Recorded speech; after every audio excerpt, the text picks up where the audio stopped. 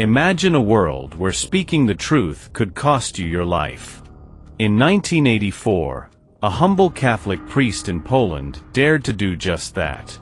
Father Jerzy Popiełuszko wasn't just a man of faith. He was a fearless voice against a brutal communist regime. His sermons rallied thousands, but they also made him a target. One chilling October night, the secret police struck. They abducted him, tortured him, and dumped his body in a river, hoping to silence his message forever. But his death only amplified his voice. This is the true story of a priest who became a martyr, a saint who defied tyranny, and a murder that shook a nation. Welcome to True Crime X Saints, where we uncover the stories of holy heroes who faced unholy evils. Buckle up, this one's a gut punch. Father Jerzy Popiełuszko was no ordinary priest. Born on September 14, 1947, in the tiny village of Okopie, Poland, he grew up in a world shaped by faith and hardship. Picture a rural life straight out of a Norman Rockwell painting, but under the iron fist of communism. Poland in the 1950s was a place where the Catholic Church was both a sanctuary and a battleground. The government saw religion as a threat to their control, but for young Jerzy, faith was everything. His parents, devout Catholics, raised him to value truth and courage. As a boy, he served as an altar boy, dreaming of a life dedicated to God. But Jerzy wasn't just pious. He was stubborn, the kind of stubborn that makes heroes. In 1965, he entered the seminary in Warsaw, a bold move in a country where the regime harassed clergy. During his mandatory military service, he was singled out for his faith, forced to endure grueling punishments to break his spirit. Yet, he emerged stronger, ordained in 1972 as a priest with a fire in his soul. By the late 1970s, Father Jerzy was serving as a chaplain to steelworkers in Warsaw. These were tough, blue-collar folks. Think of the American Rust Belt, but under a dictatorship. They faced low wages, brutal working conditions, and a government that crushed any whisper of dissent. Jerzy didn't just pray for them. He listened, he cared, and he spoke out. His sermons, broadcast on Radio Free Europe, reached millions, spreading hope in a hopeless time. To Americans, Radio Free Europe was like a beacon of freedom during the Cold War, smuggling truth past the Iron Curtain. For Poles, it was a lifeline, and Father Jerzy was its voice. But every hero has enemies. The Służba Bezpieczeństwa, or SB, Poland's secret police, had Father Jerzy in their crosshairs. To them, he wasn't just a priest. He was a revolutionary in a cassock, a threat to their grip on power. His story is a chilling mix of true crime horror and saintly courage, a tale of one man's fight against a machine of oppression. Let's dive into how Father Jerzy became the priest who defied a regime and paid the ultimate price. To understand Father Jerzy's story, we need to set the stage. Poland in the early 1980s was a pressure cooker. The communist government, backed by the Soviet Union, ruled with an iron grip. Think of it like a dystopian thriller. Big Brother wasn't just watching, he was everywhere. The secret police, the SB, were the regime's enforcers. They bugged phones, tailed dissidents, and made people disappear. Fear was a way of life. But Poles are resilient. In 1980, a movement called Solidarity burst onto the scene. It started as a trade union for shipyard workers in Gdansk, led by a mustachioed electrician named Lech Walesa. Americans might remember him as the guy who won the Nobel Peace Prize in 1983. Solidarity wasn't just about better wages. It was a cry for freedom, for human dignity. By 1981, it had 10 million members, nearly a third of Poland's population. The government was terrified. Enter Father Jerzy. He wasn't a politician or a union leader, but he became Solidarity's spiritual heart. His church, St. Stanislaus Kostka in Warsaw, turned into a hub of resistance. Picture a packed sanctuary, standing room only, with workers, intellectuals, and even spies in the pews. Jerzy's sermons didn't mince words. He called out the regime's lies, its corruption, its violence. Overcome evil with good, he preached, quoting St. Paul. To the SB, those were fighting words. The regime tried everything to shut him down. They bugged his apartment, slashed his tires, and arrested him on trumped-up charges. Once, they threw a Molotov cocktail into his home. In the US, we'd call that attempted murder. In Poland, it was just another Tuesday. But Jerzy didn't flinch. He believed his faith was a shield, that God called him to stand with the oppressed. His masses for the homeland became legendary, drawing thousands every month. These weren't just church services, they were rallies, protests, acts of defiance. For Americans, think of the civil rights movement, with priests and pastors marching alongside activists. Father Jerzy was Poland's Martin Luther King Jr., but with a thicker accent and a heavier cross. The SB saw him as public enemy number one. They didn't just want him silenced, they wanted him gone. The stage was set for a tragedy that would shock the world and spark a revolution. Let's rewind to understand how Father Jerzy became the priest who shook a nation. His journey started in the late 1970s, when Poland was simmering with discontent. The economy was tanking, think gas lines and bread shortages, like the US in the 1970s but on steroids. Workers were fed up, and the Catholic Church was one of the few places they could speak freely. Jerzy, then a young priest, found his calling among the steelworkers at Huta Warsawa, a massive factory in Warsaw. These guys were the backbone of Poland's economy, but they were treated like dirt. Jerzy didn't just preach to them, he became their brother. He'd sit in their break rooms, sharing cigarettes and stories. When Solidarity formed in 1980, he was all in. He started saying Mass for striking workers, right in the shipyards and factories.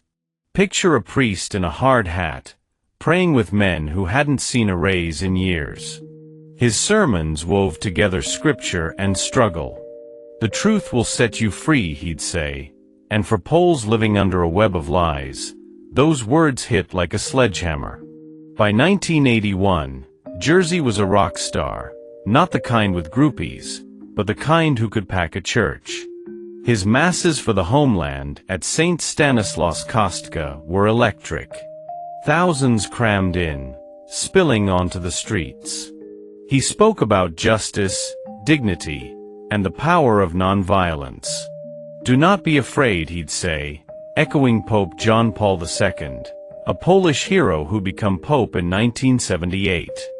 For Americans, imagine a televangelist with a cause, but instead of asking for donations, he's rallying a revolution. The SB wasn't amused. They started a smear campaign, painting Jerzy as a troublemaker, a fanatic. They spread rumors he was embezzling church funds, classic dirty tricks. They arrested him multiple times, once holding him for weeks without charges. In 1982, they raided his apartment, planting fake evidence to frame him. But Jerzy had a secret weapon, the people. Every time he was harassed, crowds gathered to pray for him.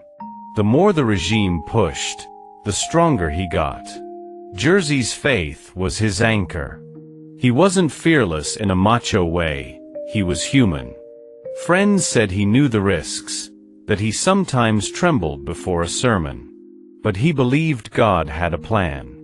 He'd quote Romans 12 verse 21, "Do not be overcome by evil, but overcome evil with good."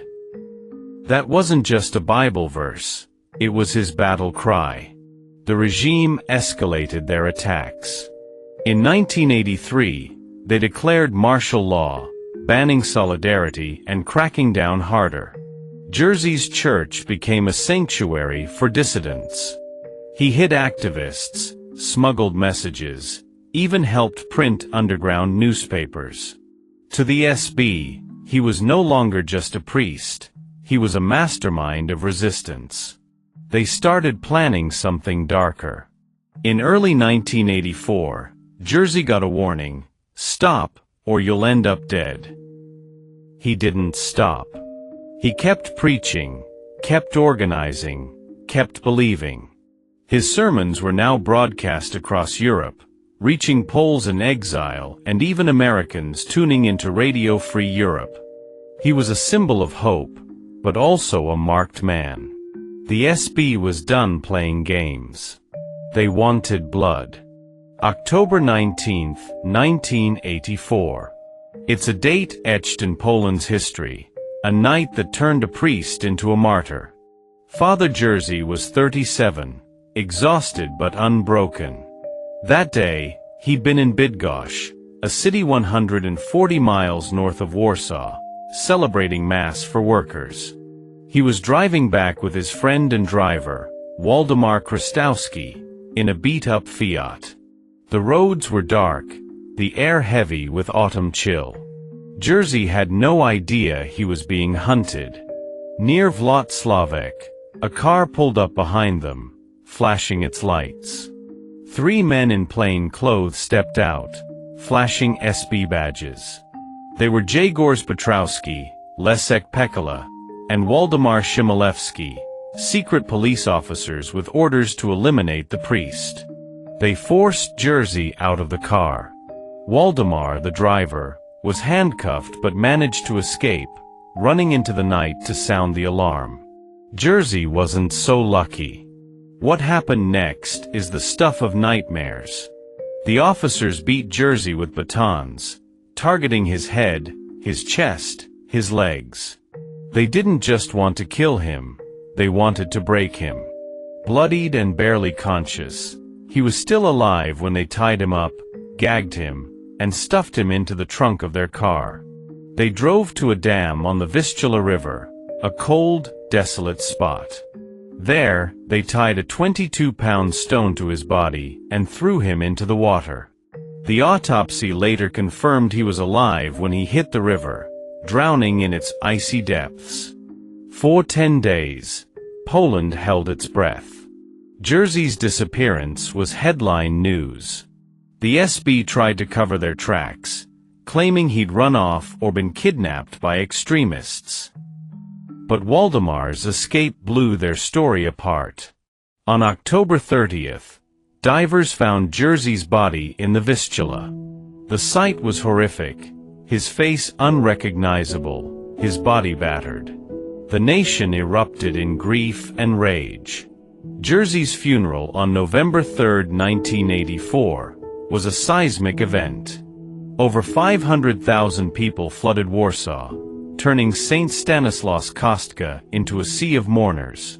It wasn't just a funeral, it was a rebellion. Solidarity banners waved, forbidden under martial law.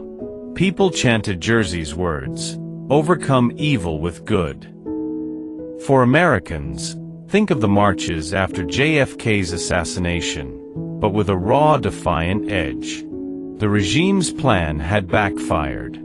They'd killed a priest, but they'd created a martyr. The SB officers were arrested, a rare move for a regime that usually protected its own. In 1985, Petrowski, Pekala, and Szymilewski were convicted of murder, sentenced to 14 to 25 years. But many believed higher-ups gave the orders, a conspiracy never fully exposed. The trial was a sideshow. The real story was Jerzy's impact.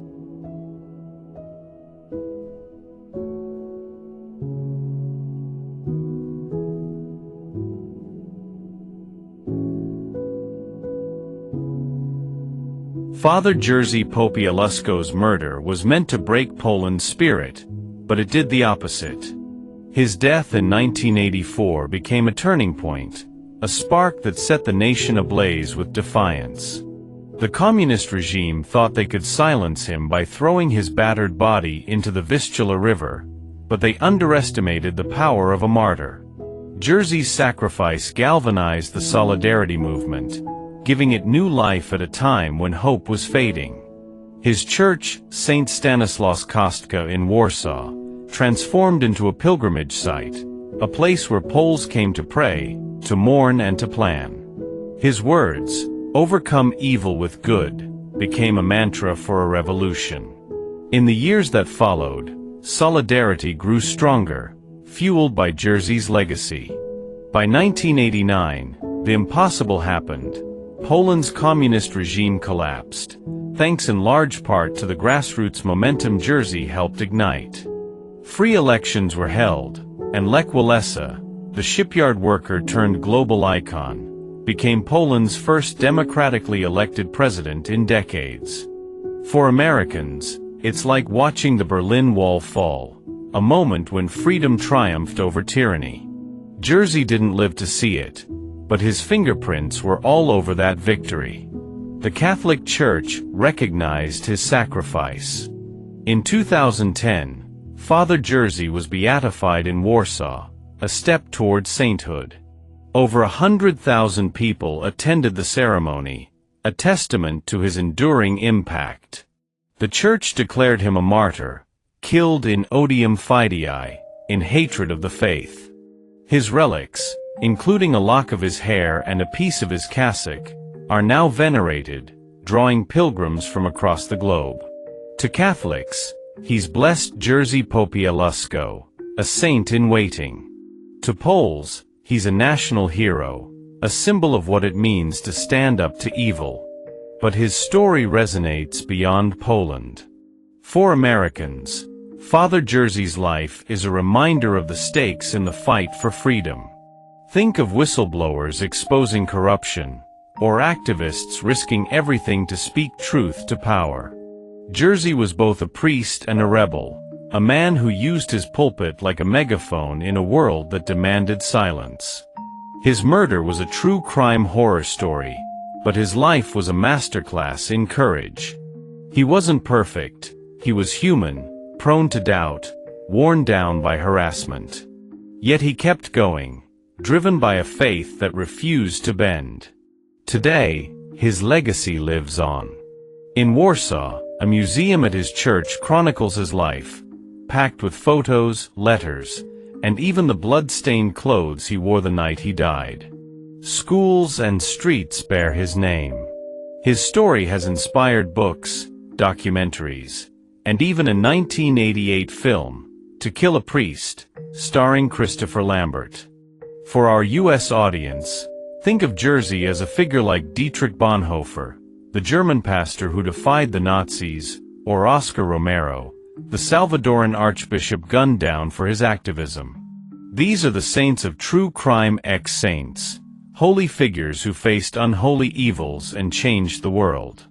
Father Jerzy's life challenges us to ask, what would we do in his shoes? Would we speak out, knowing the cost? His story is a call to courage, a reminder that one voice, rooted in truth, can topple empires. As we close this chapter, let's carry his message forward. No matter how dark the world gets, we can overcome evil with good.